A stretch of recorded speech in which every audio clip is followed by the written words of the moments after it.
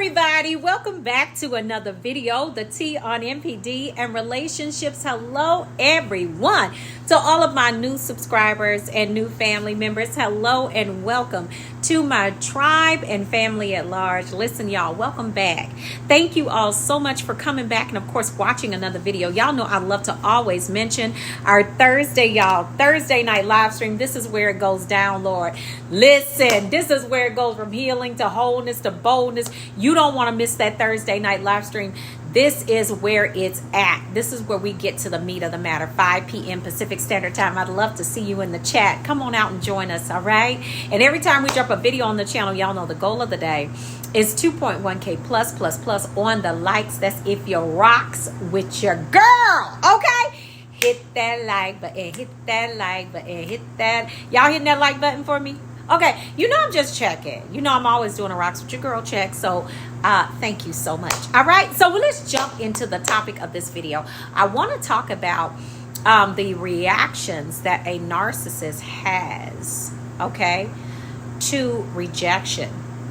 Sometimes I'm asked, you know, I rejected the narcissist or I discarded the narcissist. Is the narcissist going to come back? And I actually get this question a lot, you know, about rejecting them, about discarding them, which is essentially rejecting them, and are they going to come back after that? So I want to answer that question, and I want to address the actions that you will oftentimes see when you reject a narcissist, how they respond to your rejection, what they do, you know, with your rejection.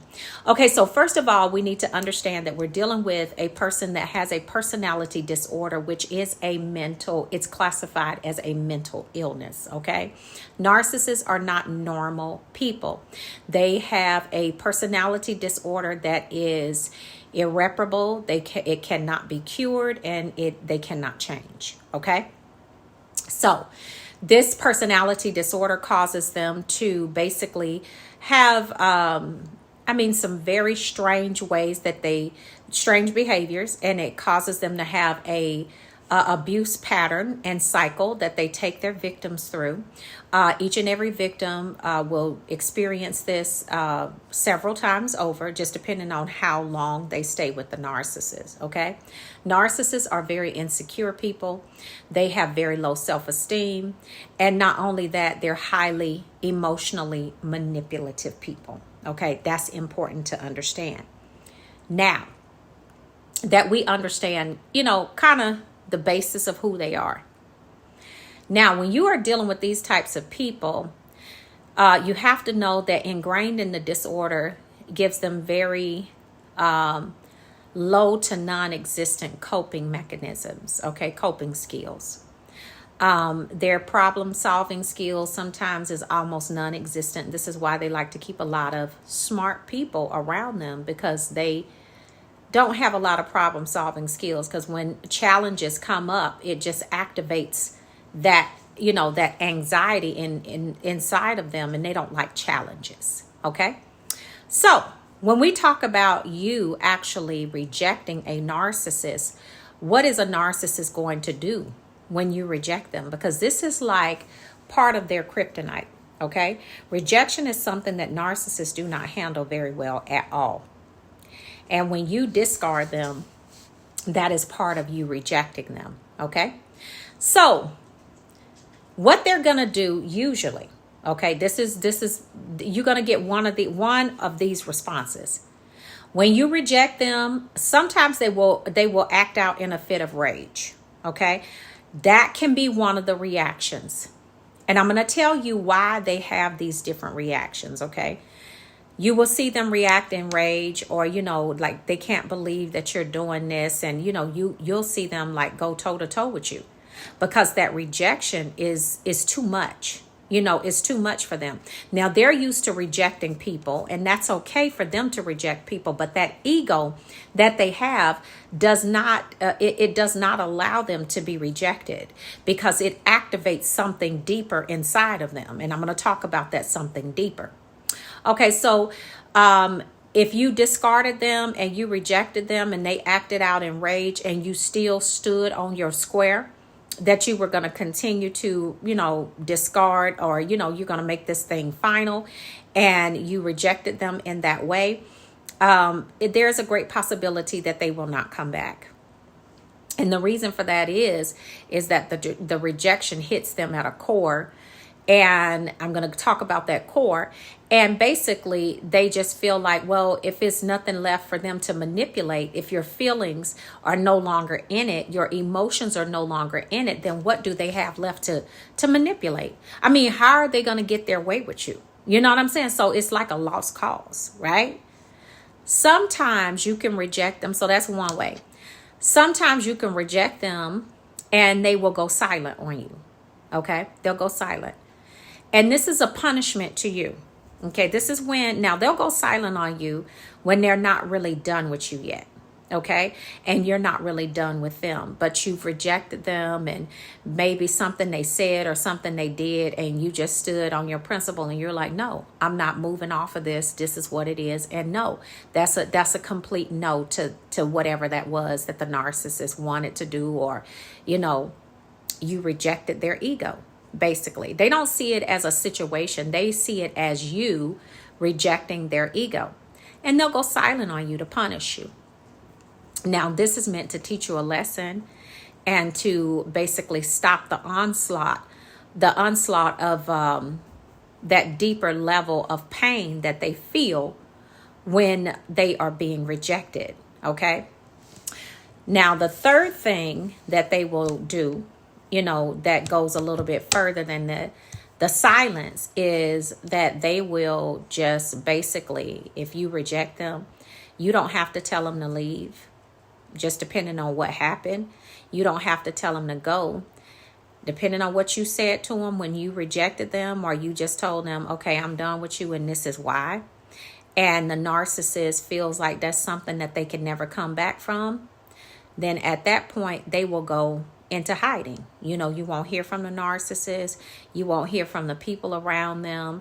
You won't hear from, this is when they won't get their flying monkeys involved. They will go into a shell and basically try to deal with it within themselves, but they don't deal with it. They just, get other toxic habits to deal with it and abuse other people around them. But they won't say anything to you because you hit them at a place where you have basically buckled them. And so what you have done in all three areas when you reject them is that you hit them at their core. And what rejection does is it brings on that onslaught of shame, okay, in the narcissist. So these are three top ways that they will respond to the rejection. And this is why, because narcissists are forever running. And I tell you this all the time. They are, when you learn what actually makes them tick, and you understand what their weaknesses are and their proclivities and things like that, it's not really hard to really do them in. It's not really hard to, just really let them know what time it is. You know what I'm saying? It's not really hard because you know the inner workings of the disorder. And when you know the inner workings of the disorder and you possess the strength to control your emotions, it's not really hard to teach them a lesson. It's not. But you got to be in control of your emotions, because when they find out that your emotions are in any way compromised and they're able to get in and manipulate them bad boys in any type of way, you in trouble. Because that you got to understand that dark entity that they're working with knows how to mess with your mind, and it knows how to torment you in your mind and your emotions. So you're not gonna outthink a demon, not without the power of the Holy Ghost. And you're not trying to even compete with them. You're trying to get away from it. You see what I'm saying? So these are three top ways that they will respond to rejection. Okay. And it's because rejection brings about the shame, and the shame is what the narcissist is constantly running from. So yeah, if you do something and you discard them, and you do it in such a way where you know that they know that they have basically burned that bridge and they can't come back across that bad boy, they're not gonna come back. Okay, they're not. If they're not done with you yet, and you still show that you have some type of emotional bond or connection with them, then they will, if you reject them, you know, a lot of times they'll ghost you and put you on a silent treatment for a little while, teach you a lesson, you know. And then the third and final thing that I've noticed, these are the top 3 things, is that they will actually go into hiding. Sometimes the rejection is so great and it hits them at the core, and it activates that shame so deeply inside of them that you don't hear from these birds. You don't hear from the flying monkeys. You don't hear from nobody, because you have actually, I mean, that was just like the ultimate, that was like the bomb drop, okay? And you won't hear from them. For what? You know, they have no, you basically left them maimed. You know, they don't have any coping mechanisms. You know, they have very poor conflict resolution skills. I mean, you've literally left them with nothing but rejection and shame, you know, when you've done these things, or, you know, if you basically rejected them in that sort of way where they felt like they couldn't come back from it. All right. So family, these are 3 ways that they will respond to rejection. And it's simply because they cannot handle shame. Okay. They just don't. Shame and narcissists don't go in the same sentence. This is their kryptonite. All right. So family, listen, be really good to yourselves. Take really good care of yourselves. And I will see you all on the next video, fam. And I will see you all healed and whole at the top. Shalom, family. Peace.